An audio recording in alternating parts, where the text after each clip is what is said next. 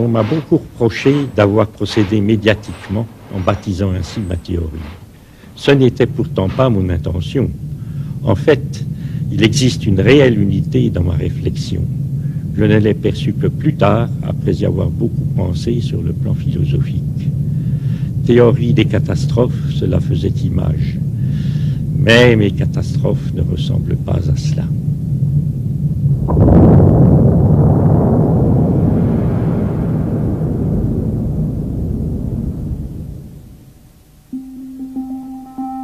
Le passage du jour à la nuit, les phases de la lune, la rencontre d'un mur et d'un plafond, un pli, une fronce, un battement de cœur, une vague déferlante, les transformations d'un embryon, un bord de table, sont des catastrophes selon René Thom.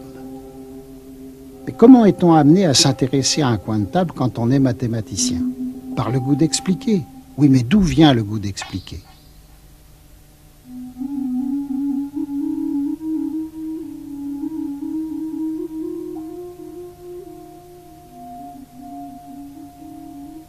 C'est une région assez particulière parce que c'est une région de passage.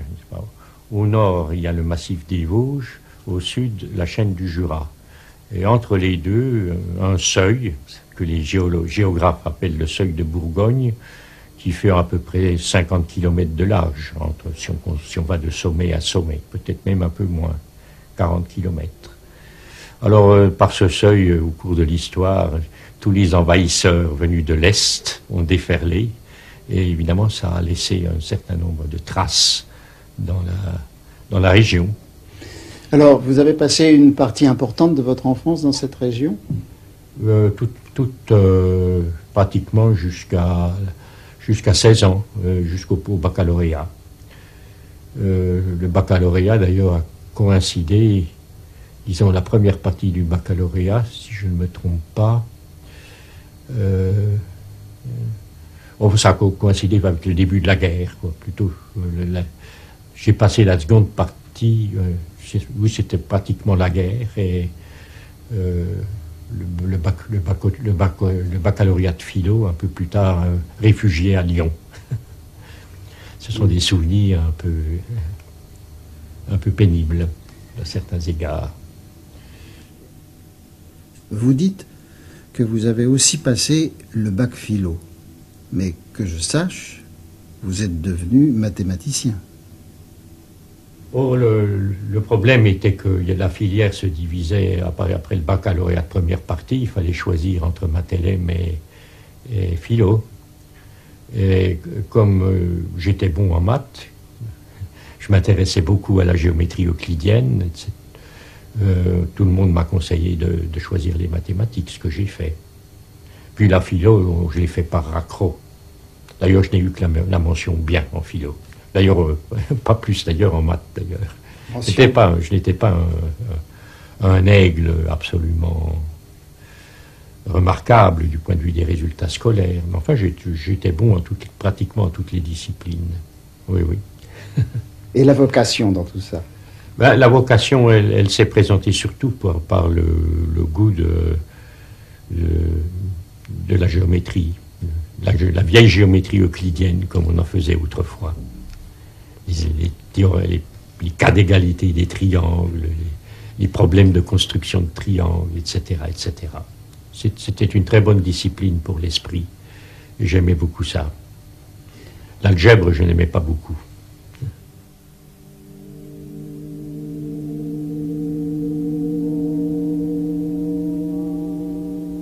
Dans le secondaire proprement dit, il n'y a pas eu de problème, n'est-ce pas? J'ai eu quand même un premier choc quand un jour notre professeur de mathématiques en classe de 5e nous a dit qu'on pouvait calculer le nombre pi. Ça m'a paru tout à fait étonnant, n'est-ce pas? Parce que je m'imaginais toujours que pour calculer le nombre pi, il fallait prendre une ficelle et l'enrouler autour d'une boîte cylindrique et mesurer la longueur du périmètre. Mais en fait, on apprend plus tard à calculer le nombre pi, mais pour ça, il faut aller au moins jusqu'en classe de mathématiques supérieures, en hypotaupe, pour trouver la première formule qui donnerait la valeur de pi.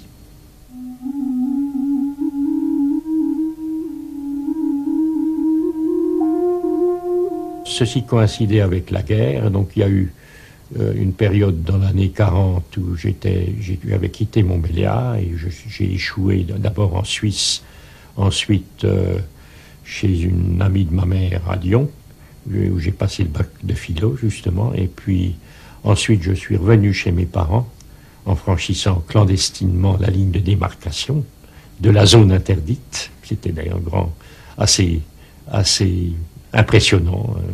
Il fallait s'embarquer sur une petite barque en pleine nuit et on traversait la Loue et ensuite on allait prendre le train sur la ligne en face. C'est un souvenir qui m'est resté. Bon, je suis entré à l'école normale en 1943. Puis là, la carrière s'est déroulée de manière à peu près toujours comme mathématicien.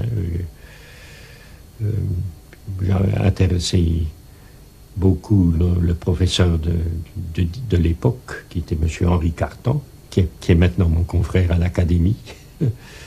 Et c'est grâce à son appui que j'ai pu entrer au CNRS, ensuite le suivre à Strasbourg, où il a fait un séjour de 2 ans, je crois. Et c'est là que j'ai commencé mes recherches en mathématiques.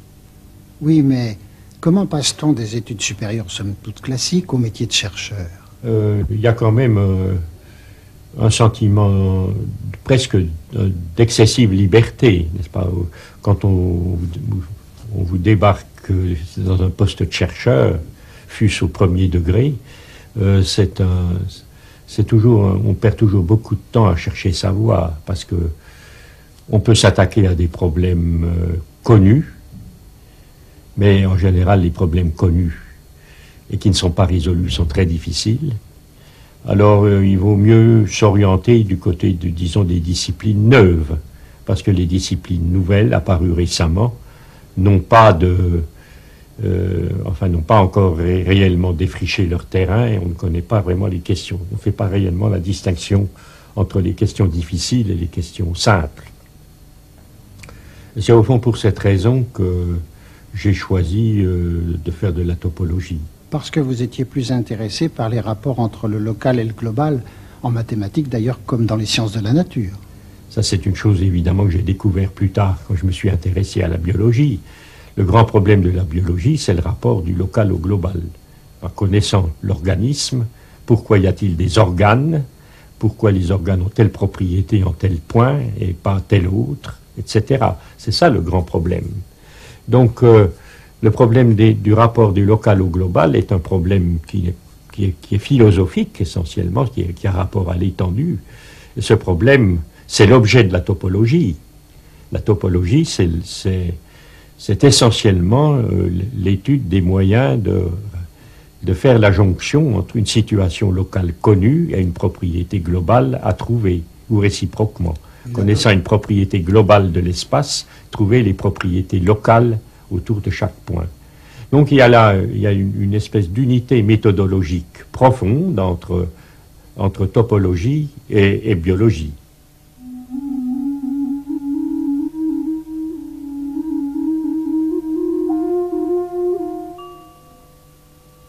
Couper, projeter sont 2 opérations essentielles pour analyser et comprendre une forme. Avec une ligne aiguille, vous coupez à une dimension et vous gardez en mémoire les points de coupe.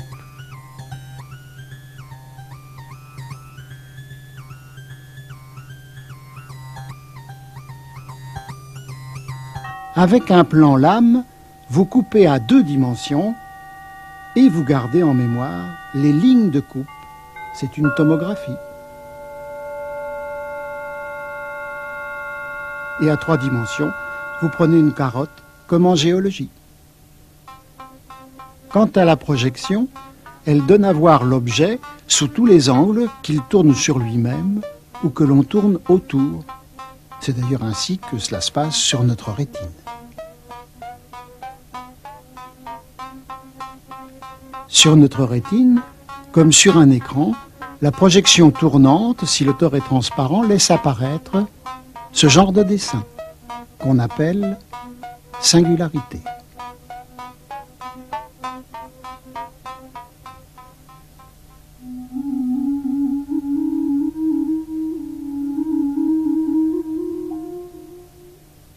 La théorie de Morse, c'est une théorie qui s'efforce de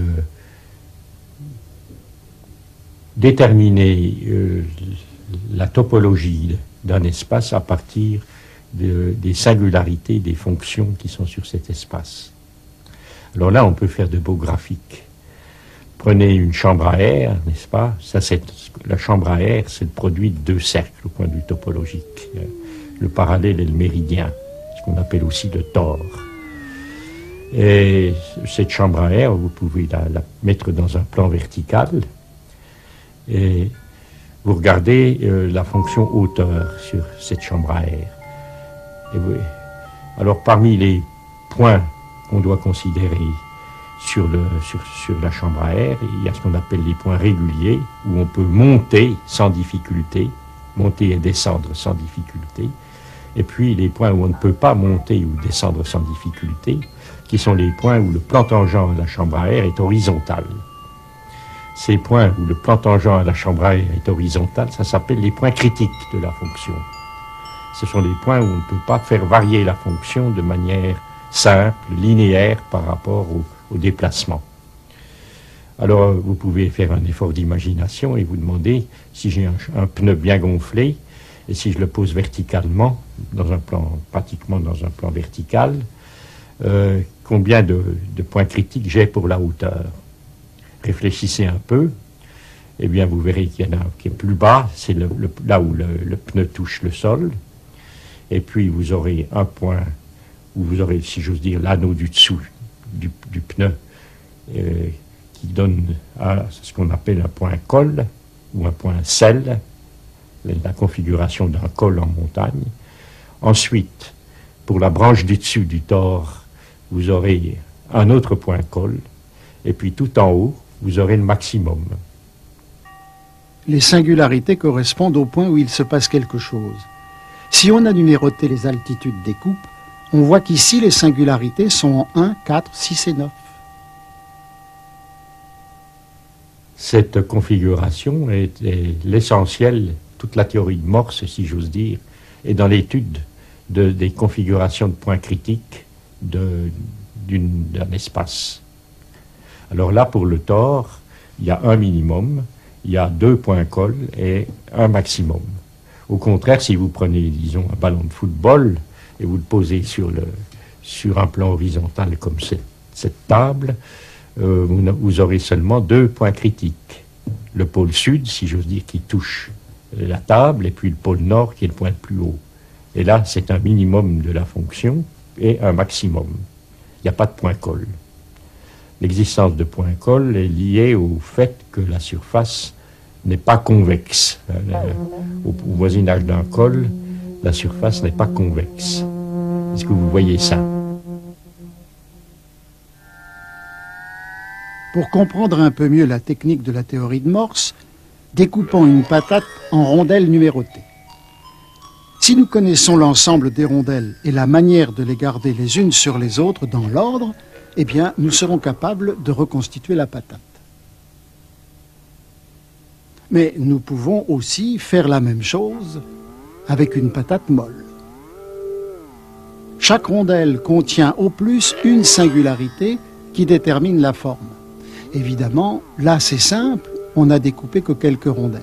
Mais la théorie de Morse peut s'appliquer en toutes dimensions. C'est l'idée de base. La métrique ne joue qu'un rôle d'instrument, seul compte la topologie. En soi, l'idée est naturelle. L'espace peut se construire comme un puzzle, mais un puzzle simplifié. C'était la vieille formule de Descartes. Il s'agit de tout réduire à des situations assez simples pour qu'elles puissent être décrites. Cela revient à reconstruire le complexe avec du simple, ce que l'on fait aujourd'hui de manière systématique quand on décompose une forme en pixels. Toute forme devient un bloc de pixels.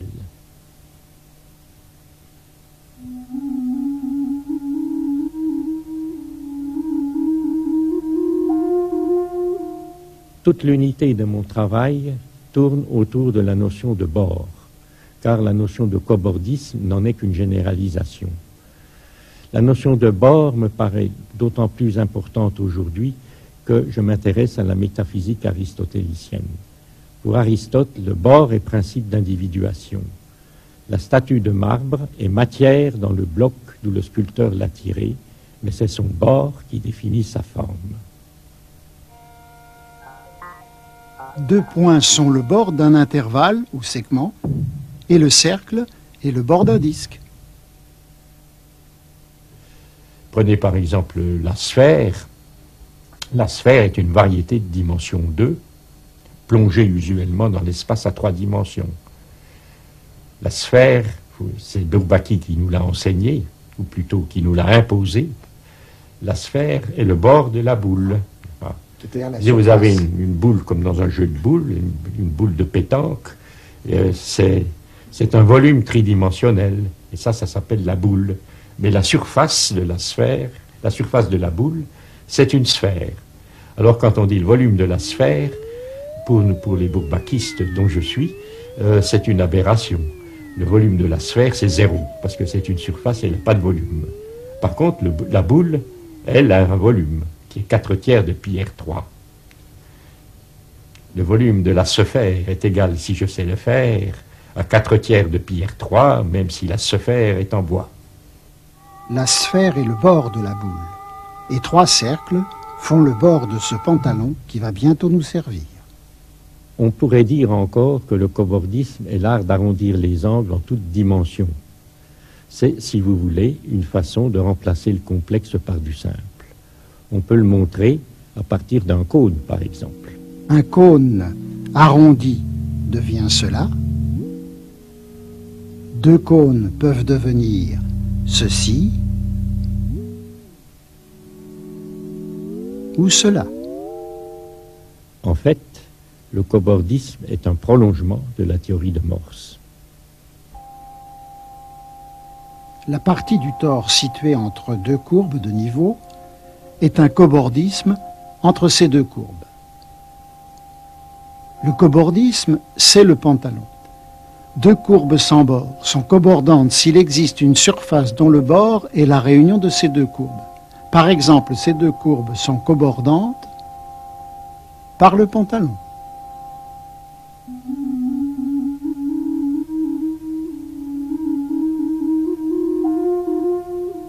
Du point de vue des applications, justement, c'est intéressant. Ici, j'emploie le mot application non pas au sens mathématique, mais au sens application industrielle, pratique. Je dirais. Application à des problèmes concrets. En effet, ce qui importe souvent dans la nature, c'est pas tellement de connaître tout ce qui peut se passer, mais c'est de connaître ce qui se passe le plus souvent.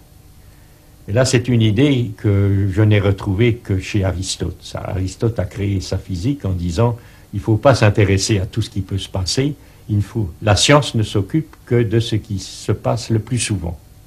Les accidents, on les laisse de côté parce qu'on ne sait pas, on ne pourra jamais faire un catalogue complet de tous les accidents. C'est la même chose pour les singularités d'une application, à mon sens.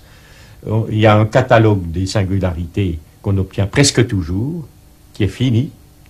Et alors, à côté de ça, il y a des singularités pathologiques, dont certaines sont très importantes d'ailleurs, comme l'application constante, l'application qui envoie tout sur un point. C'est une application très importante aussi, mais elle est extrêmement pathologique. Il y a là une espèce de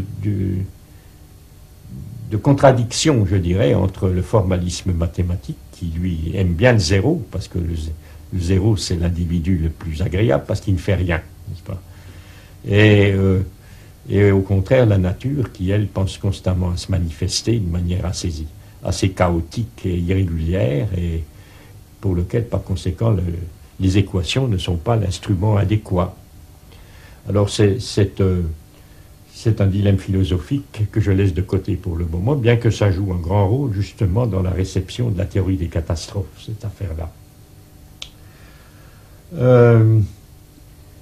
Donc, j'avais énoncé ce catalogue fini de singularités qui se présentent presque toujours, et j'ai pensé appliquer ça à des phénomènes concrets. En particulier, j'ai commencé par l'optique géométrique. Par exemple, si vous avez un bol de café hémisphérique, et si vous éclairez avec une ampoule électrique assez mince quasi ponctuel ce bol de manière un peu latérale, ben vous constatez à la surface du café, vous avez une caustique. Et cette caustique a une structure cuspidale, c'est-à-dire qu'elle présente un point de rebroussement. Eh bien, on constate que ce rebroussement est stable. Si on déforme un petit peu si on déplace un petit peu le bol par rapport à la source, on garde la structure cuspidale de la caustique. Donc j'étais tout content.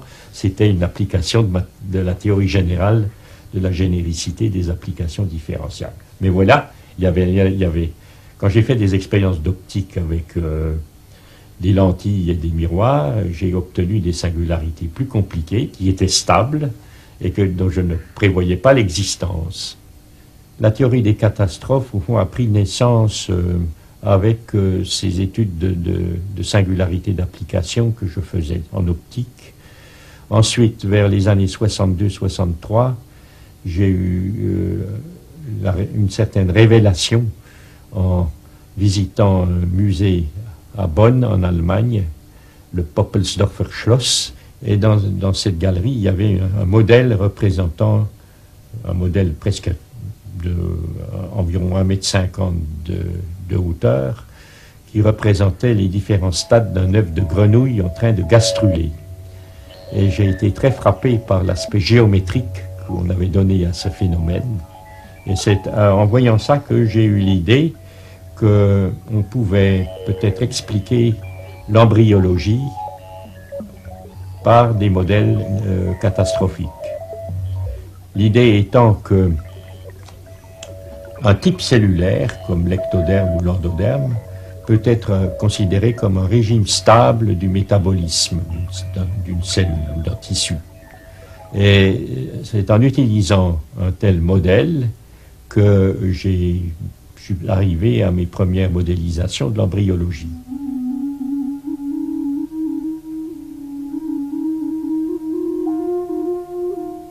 Alors donc, n'importe quelle discontinuité est une catastrophe selon votre théorie. Et cette catastrophe est caractérisée par un changement qualitatif.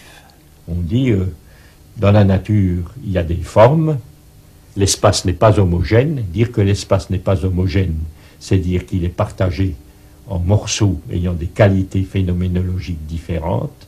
Ces domaines sont séparés par des surfaces. Et si on connaît les surfaces de séparation et si on connaît les qualités locales, on peut reconstruire toute la morphologie. C'était ça le concept de base qui m'a amené à faire la distinction entre points réguliers et points catastrophiques. Les points réguliers définissant les ouverts, les domaines ouverts où la qualité reste la même ou varie continuellement. Et puis les surfaces de séparation qui étaient les points catastrophiques où la qualité saute de manière discontinue d'une qualité à une autre. Mais il peut y avoir des passages insensibles. Imaginez par exemple un milieu coloré avec du bleu en haut et du rouge en bas. Au fur et à mesure qu'on déplace un curseur, le rouge et le bleu tendent simultanément vers le violet. En fin de course, vous n'avez plus que du violet. Il y a dans la science beaucoup d'exemples de ce type. C'est même un phénomène assez ubiquiste dans l'interprétation des morphologies. Si on n'en a pas conscience, on se prive d'une source considérable d'intelligibilité. En fait, votre théorie renonce à l'exactitude revendiquée par les lois physiques, mais elle prétend qu'il y a des continuités sous-jacentes. C'est une situation qui est difficilement comprise en science, parce que c'est une connaissance qui est à la mi-chemin entre le qualitatif et le quantitatif, et de ce point de vue-là, c'est une situation mal comprise et mal assimilée par la science contemporaine. Un des principes de base de la théorie des catastrophes, c'est qu'on peut faire une théorie de la forme indépendante du substrat. Alors, c'est-à-dire indépendante de la nature du substrat matériel, ondulatoire ou tout ce qu'on veut. Espace fonctionnel même, c'est-à-dire un espace de dimension infinie, ça marche aussi.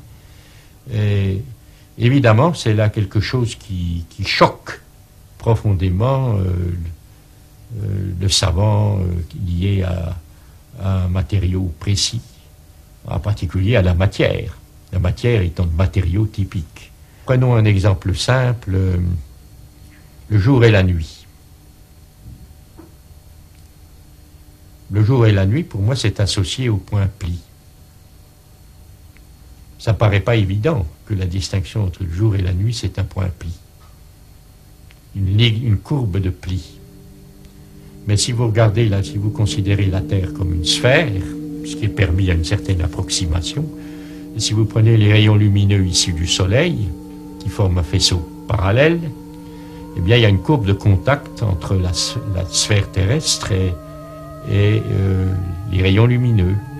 Et passer du jour à la nuit, c'est traverser cette courbe. Comme la Terre tourne, n'est-ce pas? Chaque point tout individu qui est accroché à la surface terrestre traverse à un moment donné cette courbe, il passe du jour à la nuit, et après 12 heures, repasse à nouveau de la nuit au jour. Un autre exemple, celui qui est très simple, c'est, disons, le bord de cette table ici. C'est une arête rectiligne qui sépare la surface horizontale de la table du bord vertical de la table. Pour moi, c'est la marque d'une catastrophe. Ce n'est pas vraiment une catastrophe, mais la marque d'une catastrophe. En ce sens que cette arête a été découpée, à un moment donné, dans une planche plus large, à l'aide d'une scie, par exemple une scie en disque. Et ce disque est entré dans la planche en suivant une certaine droite. Mais l'effet de scier est dû au contact d'un métal avec le bois. Ça, c'est fondamentalement une catastrophe. Alors, autrement dit, la catastrophe qui est là est une catastrophe souvenir d'une situation de conflit dynamique entre un corps métallique tournant et le matériau du bois. Alors finalement, la théorie des catastrophes a vocation explicative dans l'analyse des situations complexes. Oui, alors j'ai fait allusion à la biologie. Ensuite, j'ai poussé un peu plus loin et je me suis occupé de la linguistique. Et là, j'ai dû apprendre un peu de linguistique théorique, ce qui n'était pas tellement difficile parce qu'au fond, les connaissances fondamentales en linguistique tiennent sur une page. Tout le reste, c'est du jargonnage.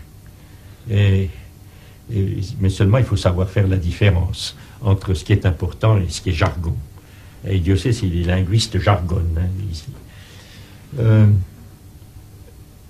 Ce qui est important, c'est ceci, c'est que le discours parlé est sectionné par des silences de la respiration, des interruptions du flux oral, et ces interruptions sont graduées, mais enfin il y a une graduation qui est particulièrement marquante, c'est celle qui limite ce qu'on appelle la phrase nucléaire. Donc je me suis particulièrement intéressé au schéma de la phrase transitive, sujet, verbe, objet, parce que j'étais en liaison avec mes idées sur la biologie, n'est-ce pas? Quand on fait la théorie de l'embryologie des vertébrés, par exemple, ou même assez généralement des animaux, on distingue l'ectoderme de l'endoderme, et éventuellement un feuillet intermédiaire qui est le mésoderme. Et j'ai tout de suite proposé que, en liaison avec cette idée que les spécialisations cellulaires représentaient des régimes stables du métabolisme, ces régimes stables du métabolisme devaient être liés à des propriétés fonctionnelles fondamentales de la régulation biologique. Or, une régulation fondamentale de la biologie, c'est la prédation. Les animaux doivent attraper des proies et les ingérer pour se nourrir. Nous approchons de l'heure du lunch, donc cette réflexion n'est pas complètement inopportune. Eh bien, dans la prédation, il y a un prédateur, une proie et un verbe qui est la capture. Le chat attrape, le chat mange la souris. C'est pour moi une des phrases transitives paradigmatiques que j'ai pris exactement comme, en quelque sorte, situation typique de la phrase transitive. J'ai développé cette idée en représentant toute phrase transitive par un schéma d'interaction. On peut dessiner la topologie du processus. Au départ, les deux actants, chat et souris, sont séparés sur l'axe t égale t0. Le chat voit la souris, court après, la souris tente de fuir, et le chat rencontre la souris selon une zone catastrophique de contact entre les deux organismes. À l'instant final T1, lactant souris a disparu à l'intérieur de lactant chat. La morphologie de cette interaction est donc décrite par le graphe. On pourra ainsi symboliser tous les processus qui sont décrits par une phrase comportant un verbe transitif unique. On peut aussi traiter la catastrophe de don. Ève donne une pomme à Adam. Cette catastrophe est essentiellement caractérisée par le graphe que voici, ferroviairement, un raccord entre deux voies parallèles. Par ce procédé, on peut ainsi fournir une interprétation topologique de la plupart des cas rencontrés dans les grammaires classiques, telles que celles du latin, du grec, du russe, etc. Par exemple le nominatif, l'accusatif, le datif, etc. Seul le génitif fait exception.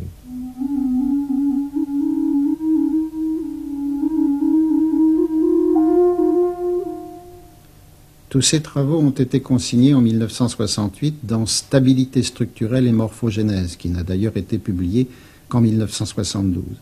Mais Christopher Zeeman avait lu le manuscrit et avait déjà proposé des applications.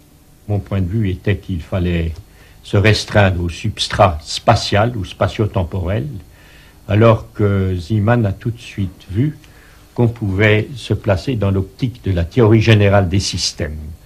Dans l'optique de la théorie générale des systèmes, tout système est une boîte noire et elle communique avec l'extérieur par des entrées et des sorties. Et le but de la théorie des catastrophes, c'est, connaissant la correspondance entre entrée et sortie, reconstituer les mécanismes intérieurs à la boîte. Expérimentons un peu une boîte noire. Que s'est-il donc passé pour que l'un des personnages ressorte inanimé alors que l'autre sort intact? Reprenons avec la même boîte devenue transparente.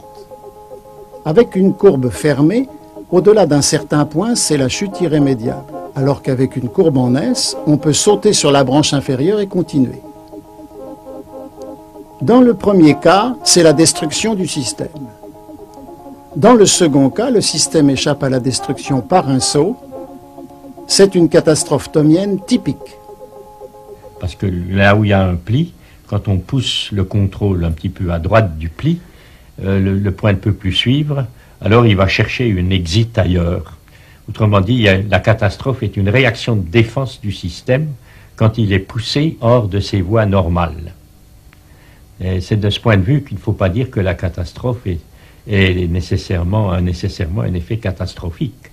Au contraire, il y a énormément de cas où la catastrophe est une manœuvre de survie qui permet au système de survivre à une situation pour laquelle il n'est normalement pas fait.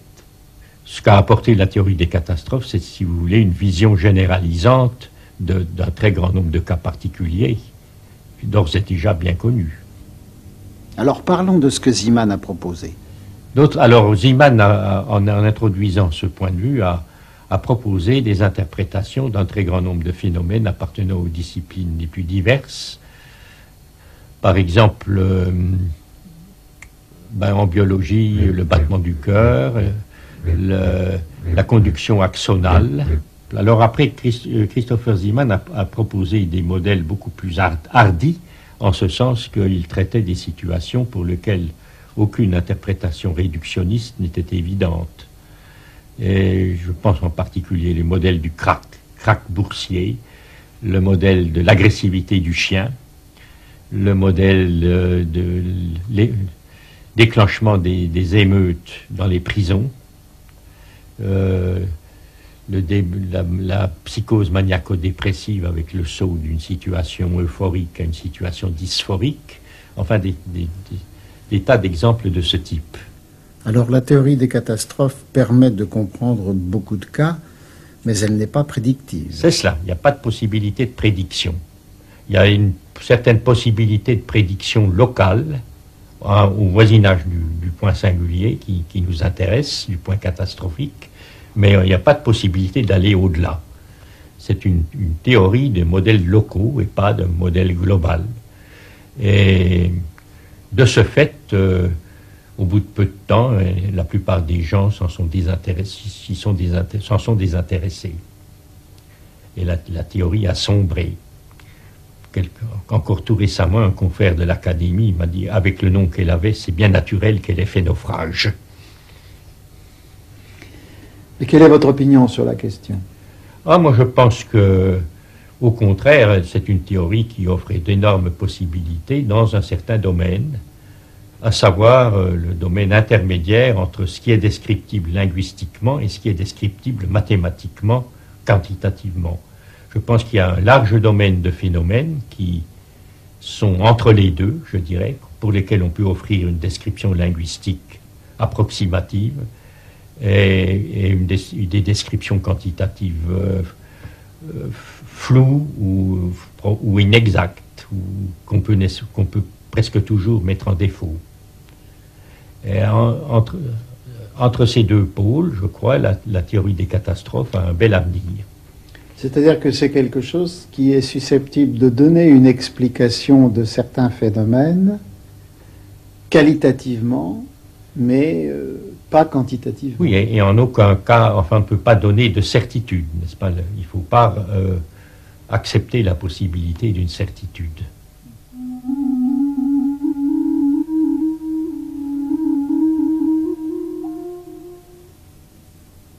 Votre théorie a connu une grande vogue à la suite de sa présentation en 1974 par Zeeman au colloque de mathématiques de Vancouver. Mais dès 1976, elle fait l'objet de critiques. Aristote disait, quand on jette une pierre vers le haut, elle est d'abord animée d'un mouvement forcé, biaios en grec. Elle va contre sa nature vers le haut. Mais arrivé en haut de sa trajectoire, le mouvement naturel reprend le dessus et la pierre retombe. Il y avait donc une discontinuité qualitative dans le mouvement pour Aristote, entre la pierre montante et la pierre descendante. Est arrivé Galilée, qui a fait des mesures et des expériences, du moins à ce qu'on dit, et qui est arrivé à la conclusion que la pierre montante et la pierre descendante avaient la même équation.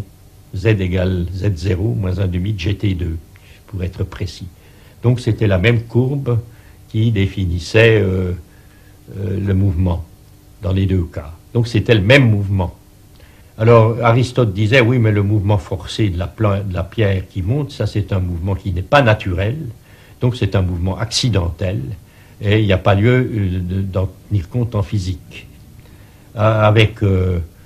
Avec Galilée, on récupère cet accident. Et toute la science moderne, au fond, c'est une récupération de l'accident. Partout, on trouve des lois, et puis il y a toujours un petit résidu qu'on n'explique pas. Ce petit résidu qu'on n'explique pas, on essaye de l'organiser avec des hypothèses de nature ontologique sur les entités sous-jacentes, et ça marche. On corrige la plus grande partie de l'erreur avec le petit épicycle qu'on a rajouté, et puis ça continue indéfiniment comme ça. C'est ce qui se passe en physique nucléaire, une physique des particules actuellement. Je crois que plus personne n'a l'espoir d'arriver à une description exhaustive de l'ensemble des particules qu'on peut mettre en évidence dans les expériences de collision à haute énergie. Plus l'énergie augmente, plus on trouve de choses. Et il n'y a aucune raison de penser qu'on ne va pas trouver des choses indéfiniment. C'est un cruel dilemme pour la physique, ça. La science moderne s'est lancée dans cette entreprise, à mon avis, désespérée de récupération totale de l'accident. Comprendre et agir ne sont pas synonymes. Expliquer vous intéresse plus que prédire, ça c'est évident. Par ailleurs, la théorie des catastrophes nous renvoie au problème des origines et des fins. Alors, c'est une théorie matérialiste ou spiritualiste? C'est difficile à dire. Je crois que ce n'est pas réellement spiritualiste, je dirais. Enfin, en tout cas, la théorie des catastrophes arrive difficilement à quelque chose comme le psychisme.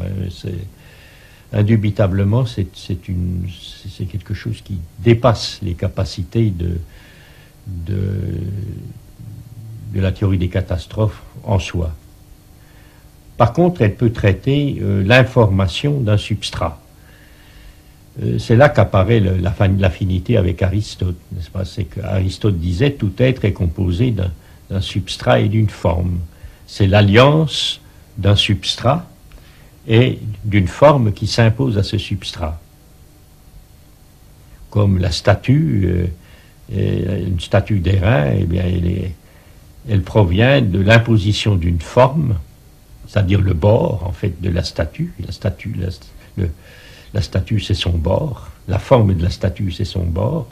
Et l'intérieur de la statue, c'est de la matière. En soi, ça n'est rien pour Aristote. En fait, nous savons maintenant que l'intérieur d'un solide peut reconstituer le solide, hein, parce qu'on peut toujours ajouter une frontière. Mais Aristote aurait dit que il est faux de dire que la matière, par elle-même, peut avoir une forme. C'est seule la matière informée qui a une forme. Bien. Alors, venons-en à ce qui s'est passé ensuite. Après la théorie des catastrophes, n'est-ce pas, j'ai de l'échec de l'échec sociologique de la théorie des catastrophes, je n'avais pas tellement été choqué par le fait que les applications n'étaient pas venues. J'ai dit qu'il y avait des raisons intrinsèques qui s'opposaient à ce que cette théorie ait des capacités prédictives, donc je ne m'étonnais pas tellement qu'elle ait échoué de ce point de vue. Mais j'ai été étonné de voir à quel point les gens refusaient le caractère malgré tout intelligible que les modèles, disons les modèles à la Zeeman par exemple, donnaient d'un grand nombre de phénomènes. Et ça m'a beaucoup surpris. Et je pense, j'en suis venu à l'idée un peu inspiré, disons, de la socio-épistémologie qui commençait à se répandre à ce moment-là, que c'était l'influence du lobby des expérimentalistes qui avait essentiellement imposé cette exclusion des recherches en intelligibilité. Je connaissais bien sûr la socio-épistémologie, j'avais lu T.S. Kuhn, The Structure of Scientific Revolution, qui est un livre qui a eu quand même pas mal d'impact sur moi.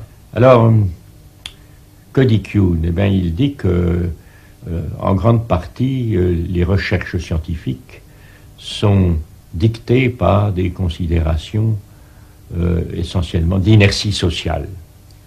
Et ceci est d'autant plus frappant que les disciplines sont plus expérimentales. Parce qu'une discipline qui est expérimentale, c'est essentiellement un labo, et ça peut être une énorme machine comme le CERN, ou celle du CERN, ou les anneaux du CERN, ou la grande machine qu'on va construire aux États-Unis avec 30 km de diamètre, etc., etc. Alors, dans la mesure où la science s'accroche à des dispositifs matériels exigeant une implantation considérable, un staff, comme on dit en anglais, également considérable, et une corporation de théoriciens qui font marcher ces machines, il est évident qu'elles acquièrent un poids sociologique considérable et une inertie sociologique considérable. Et que, de ce fait, la recherche scientifique va se trouver nécessairement orientée par la présence des instruments existants, beaucoup plus que par tout autre facteur. Parce que tout autre facteur est nécessairement de l'ordre de l'innovation. Étant de l'ordre de l'innovation, il est nécessairement plus faible. Et si l'innovation s'oppose à la structure existante, elle aura d'autant plus de peine à s'imposer. Donc je me suis vu effectivement dans cette optique, la victime de l'inertie sociale. Oui, vous critiquez le caractère expérimental de la science, mais vous n'argumentez pas la défense de votre théorie. Non, non, bien sûr, mais moi je prétends que la théorie des catastrophes n'a pas besoin d'être argumentée. Il suffit de la comprendre. Le malheur, c'est que la plupart des gens ne la comprennent pas. C'est trop difficile, c'est trop en dehors des chemins battus. Alors, je ne vais pas me dépenser à défendre la théorie des catastrophes. Parce que mais je m'oppose à l'argument qui consiste à dire qu'une interprétation des phénomènes naturels qui n'incite pas à une expérimentation explicite est dépourvue d'intérêt. Voilà, c'est ce que j'appelle le préalable expérimental. Les gens vous jettent à la face le préalable expérimental. Moi, je prétends qu'il ne faut pas, on n'a pas le droit de jeter en face d'une considération quelconque en science le préalable expérimental. C'est tout. Donc, si je vous entends, pour vous, la science n'est pas en voie de donner des explications définitives et sérieuses. Non, elle n'en voit pas du tout la nécessité. Ça veut dire que la science abandonne l'intelligibilité. Absolument, absolument. Son seul but, c'est de faire des prédictions qu'on puisse tester expérimentalement. Mais pourtant, semble-t-il... Ou encore des prédictions qu'on ne puisse pas tester, d'ailleurs. Ça vaut encore mieux. Parce que... Mais enfin, c'est comme ça qu'on voit la science à l'heure qu'il est. La science a sûrement raison de se proposer comme but de tout expliquer. Mais elle préfère à beaucoup d'égards progresser qu'expliquer. En se disant, l'explication, ça viendra toujours bien après. Alors, cette tentation de projeter les schémas mathématiques sur le monde est toujours en usage. Et avec Galilée, ça a eu beaucoup de succès. Et même avec la physique des particules, maintenant, on en a quelques-uns qui fonctionnent pas trop mal de ces modèles plus ou moins démiurgiques. Alors, la plupart des savants pensent que c'est la bonne méthode. Et on cherche l'outil mathématique approprié pour représenter les phénomènes et on fait des prédictions et ensuite on cherchera expérimentalement à vérifier si ces prédictions sont correctes.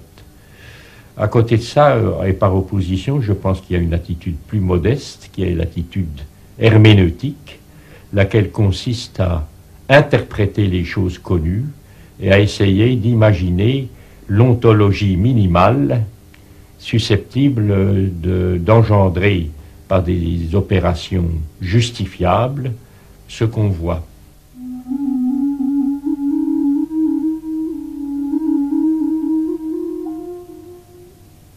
Pour conclure sur cette opposition prédire-expliquer, comment vous situez-vous dans ce débat? Je pense que, j'espère en tout cas que les idées que j'ai apportées en biologie constitueront certainement une part importante de ce que j'aurai produit moi-même. Du moins, peut-être pas immédiatement, mais quand on aura une conception un peu plus vaste et un peu plus générale des choses, si l'humanité continue, c'est un peu mon espoir qu'on mettra plus l'accent sur ce... Après tout, j'ai dans une large mesure créé la topologie différentielle en mathématiques. Je pense que dans une large mesure, j'aurais fondé la biologie théorique aussi. C'est peut-être immodeste de dire ça de ma part, mais j'ai un peu cette impression. Vous avez l'impression d'être un précurseur. Oh bien, quand j'ai écrit Stabilité structurelle et morphogénèse, je pensais avoir un demi-siècle d'avance sur la biologie de mon temps. Je crois que j'étais encore optimiste. Vous pensez que vous avez plus que ça? Je pense que ça durera plus que ça. Oui.